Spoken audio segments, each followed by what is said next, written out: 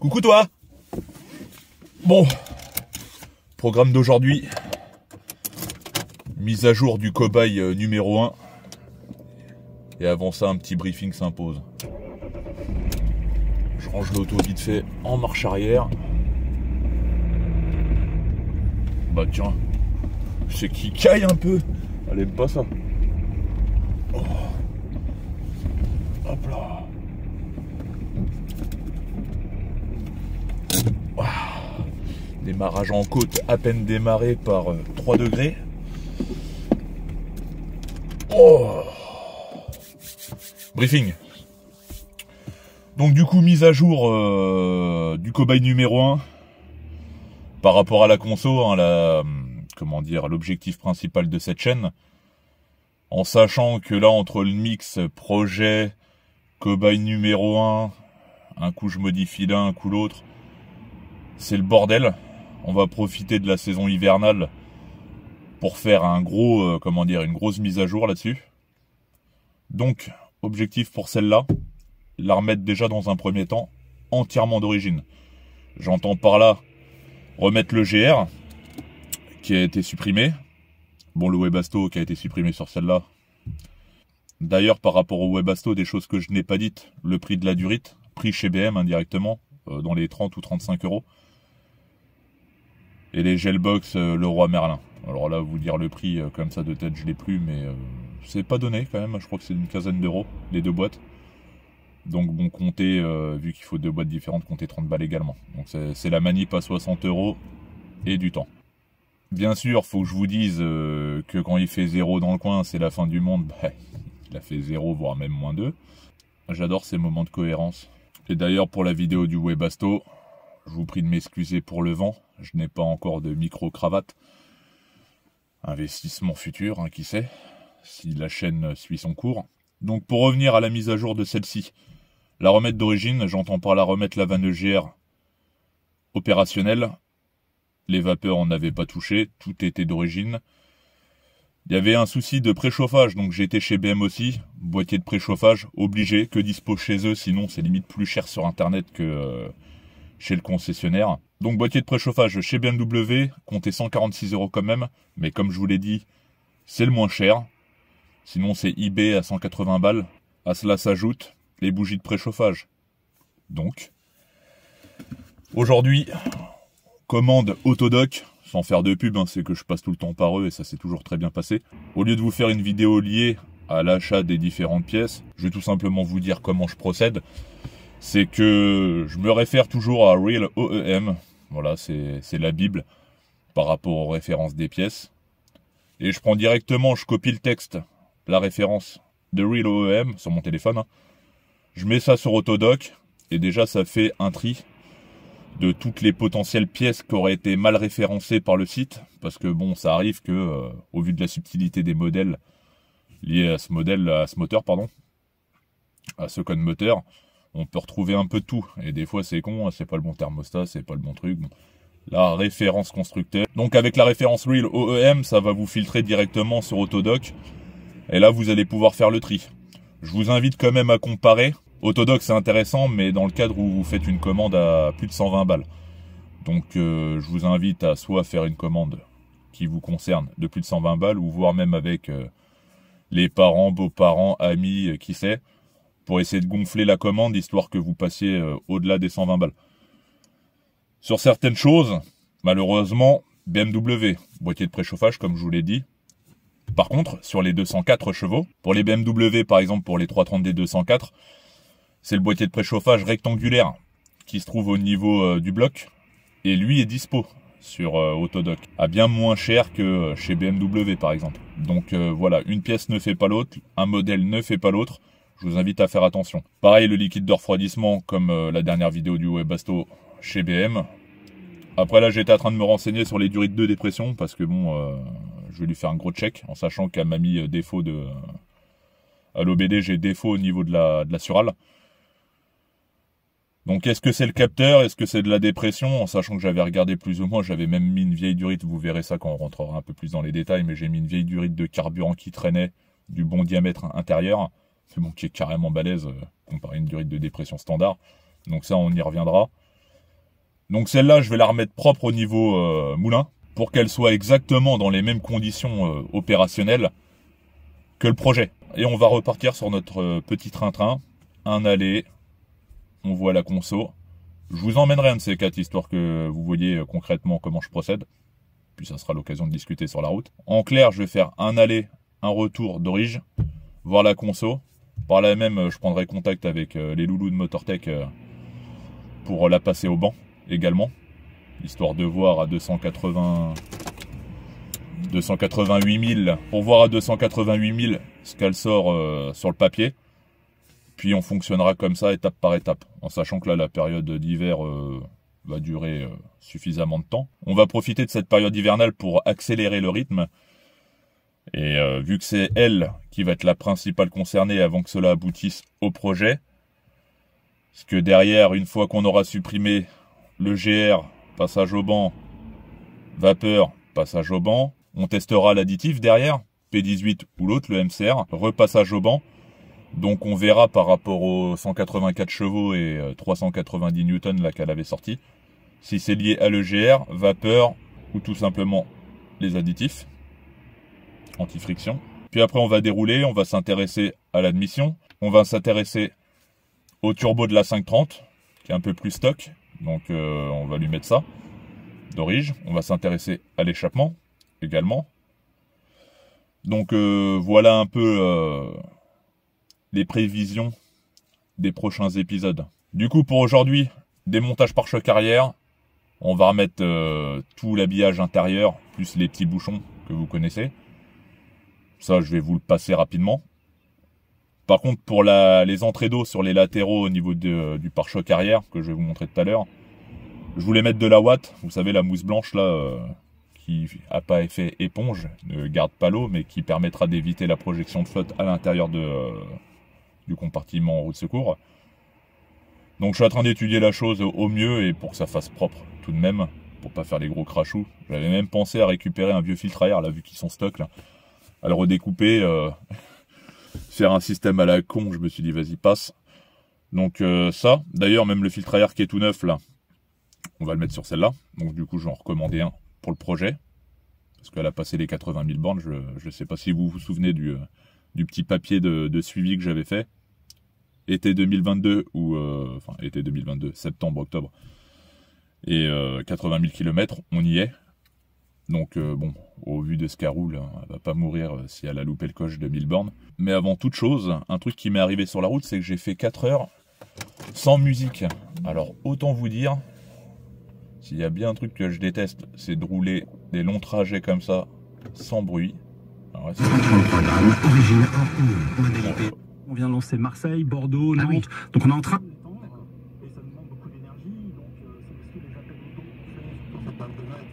Je suis à fond. Hein.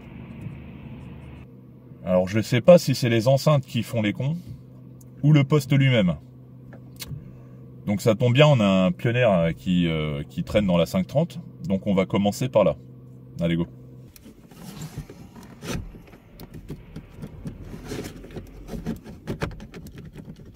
Allez. Allez.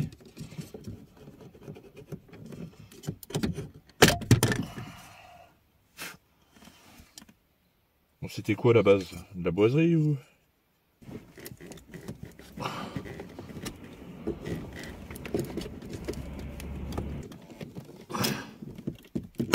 Ah bah putain. Ce genre de clips aussi là. Où vient s'enfoncer les tétines dedans là. C'est bien que j'ai ça à récupérer sur l'autre au cas échéant. Zou. Donc du coup, comment que c'est foutu là-dessus d'habitude? Ça tient par de vis ça, non? Crenio, repartez avec votre... Ta mère. Ça fait flipper ce bâtard. Ok, c'est pas comme les E46 où c'est pris directement là.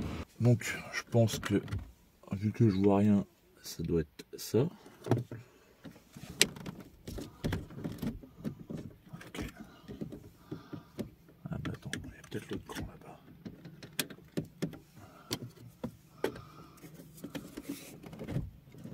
Ok. Ok. très simple. Bon écoute, c'est simple.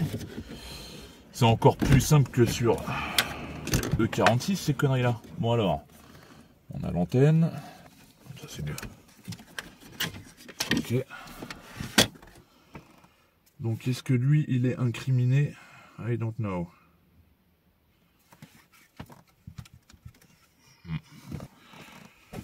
Du coup on va aller sur cobaye numéro 2 et puis on va récupérer le reste. Là le faisceau à ce que je vois il se porte bien, rien d'anormal. Ça dégage. Les petites subtilités des papiers pliés comme ça pour servir de cale. Oh, c'est du grand art.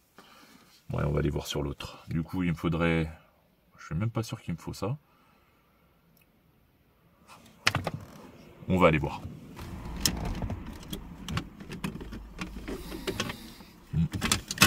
Oh, ça, c'est encore monté avec une prouesse... Il se met à flotter là, ça déconne. Il se met à flotter normal. Donc on a ça. Attends. Oh, il n'y a rien de fixé quoi. Bon bah écoute. Ça arrange notre affaire. Hein.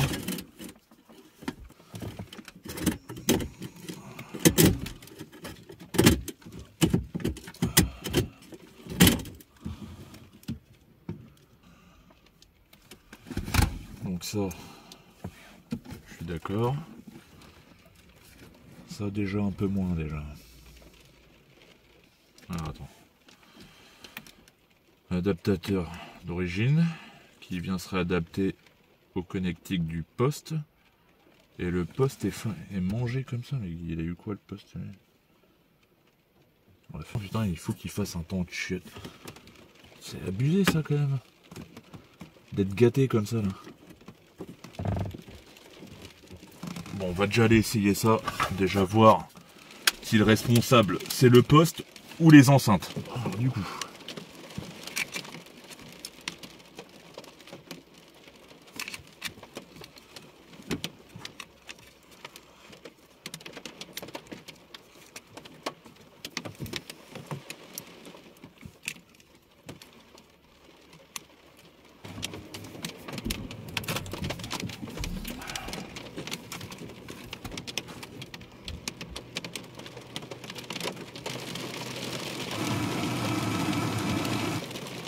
Pour offrir avec la carte cadeau Alain Afflelou, exclusivement chez Alain Afflelou jusqu'au 31 janvier, voire conditions en magasin. Large et épaisse à la perfection. Profitez-en, c'est jusqu'au 14 décembre. Le roi Merlin. Bon bah déjà, l'audio complet de la voiture fonctionne, donc c'était bien le poste qui partait en cacahuète.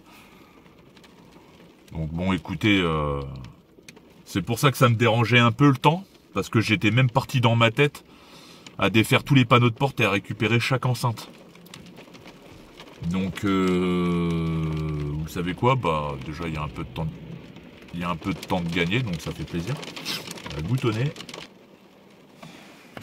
Je vais chercher le reste.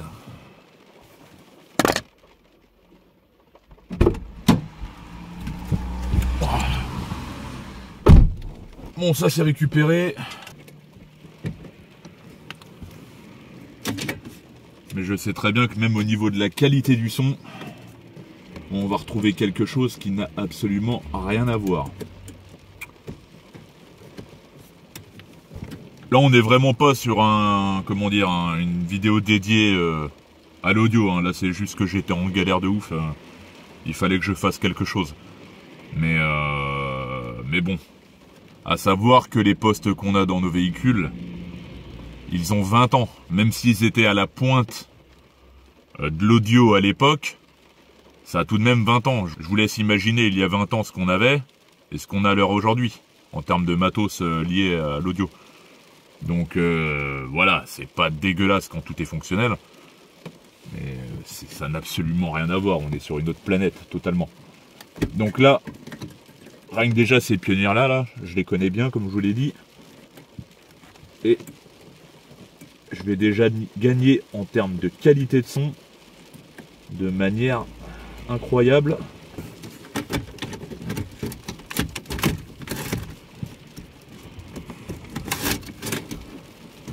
Faites en sorte toujours de bien ranger vos fils quand même, parce que j'ai eu le cas un problème de son.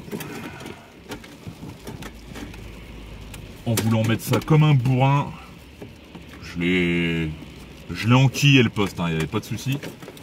Par contre, il y a une fiche qui avait pas du tout aimé la musique.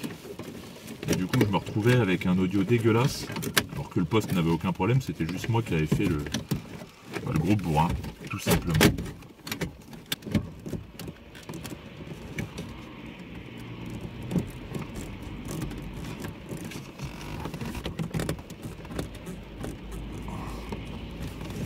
Voilà. Ah, ça dit quoi? Ouais. Bon, et tu sais quoi, on va pas y passer l'année. C'est vraiment du dépannage de toute façon. Pas envie d'y passer une plombe. Il tient toujours mieux que dans l'autre, mais bon, c'est pas ça. Bref, là on a quoi là? Petite façade. Qui tient comment de base ça?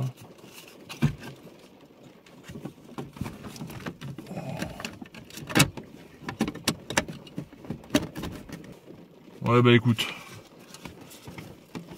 j'ai pas envie de me casser le cerveau avec des conneries pareilles. Ça c'est bon. Maintenant par contre.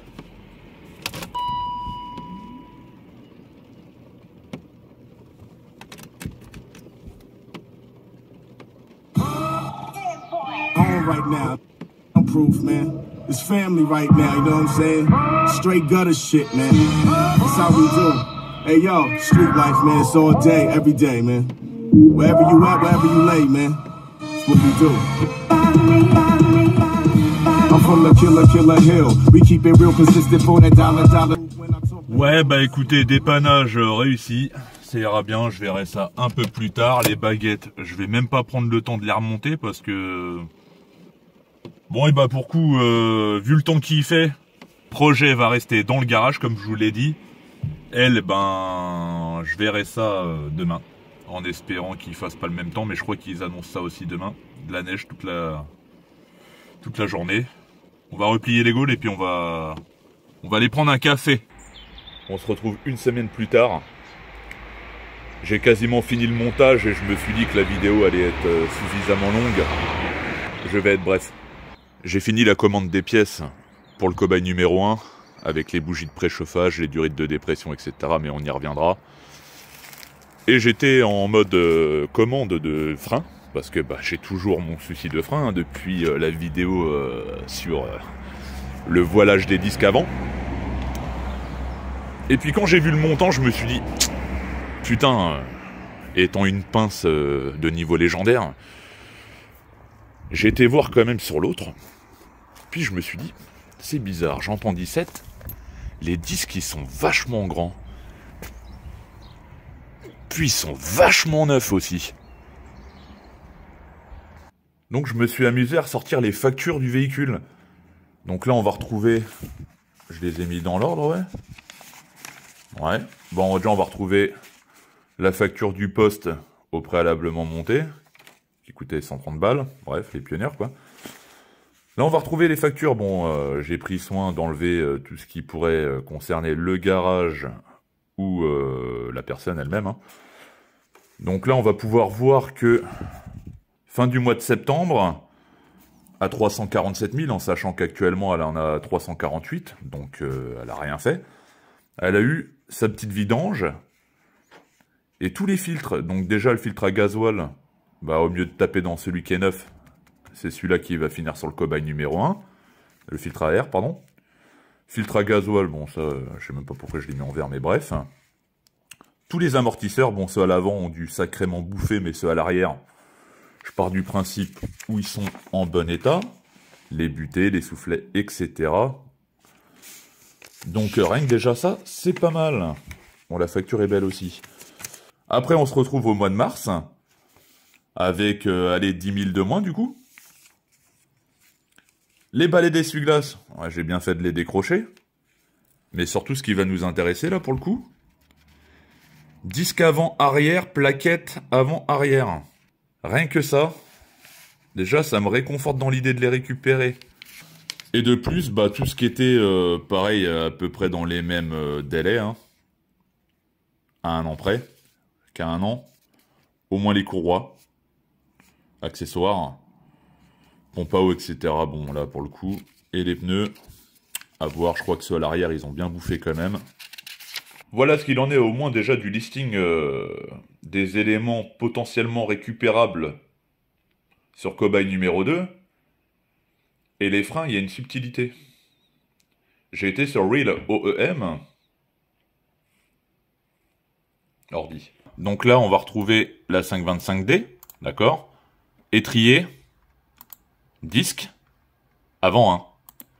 Pareil, pour la 530D, disque avant, étrier avant et plaquette.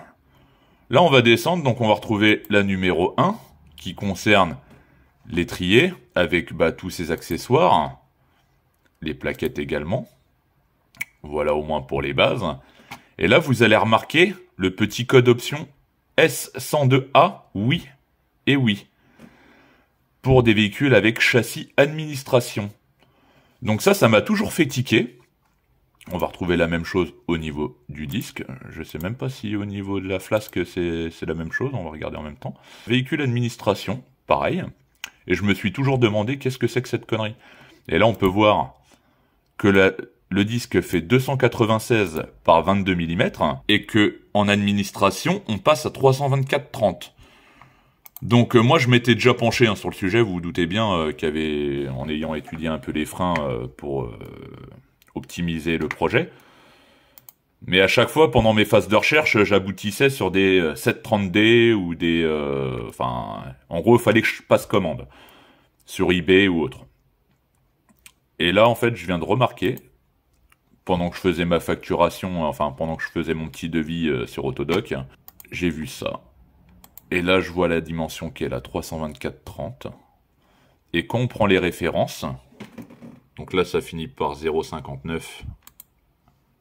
Et là, on est bien sur de l'administration en 0,59. Tout simplement, en fait, la 525D est moins bien garnie au niveau du freinage que la 530. Et que, en gros, le châssis administration, c'est tout simplement le système de freinage d'un 530D.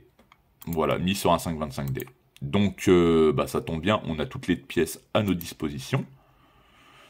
Et en plus de ça, quasi neuve.